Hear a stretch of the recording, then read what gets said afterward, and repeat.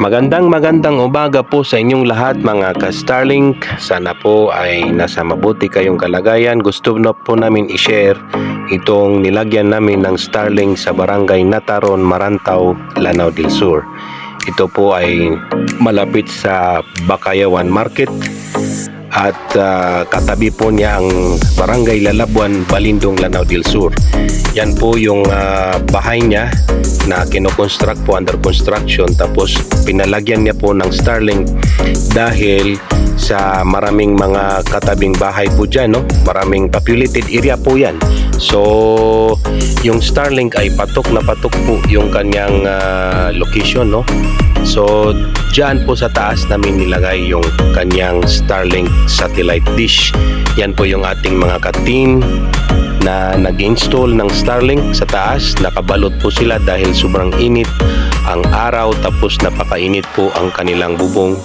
Yung paglagay po dyan is kailangan na nakakabit ng maayos dahil pwede pong matanggal yan sa malakas na ulan at saka malakas na hangin. So yung bahay po niyan is bagong tapos, nilagyan din ng silicone yung kanyang stand para hindi po pasukan ng tubig pag umuulan. So dyan po yung kanyang location, no? Napakaliwalas po ng kanyang sky view, no? Yan po ang pinaka-importante sa Starlink, na kailangan naka-face sa north, tapos wala pong obstruction na nakaharang. Ayan po, dyan po yung malapitan na paglagay natin ng Starlink.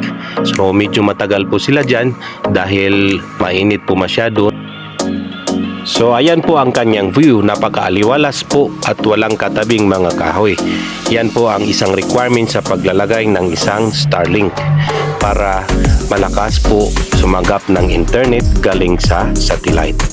So ayan po yung ating mga ka-team, natapos na nila mag-install ang Starlink. So pagkatapos po niyan, dito po naman po kami sa baba at nilagay po namin ang kanyang window machine.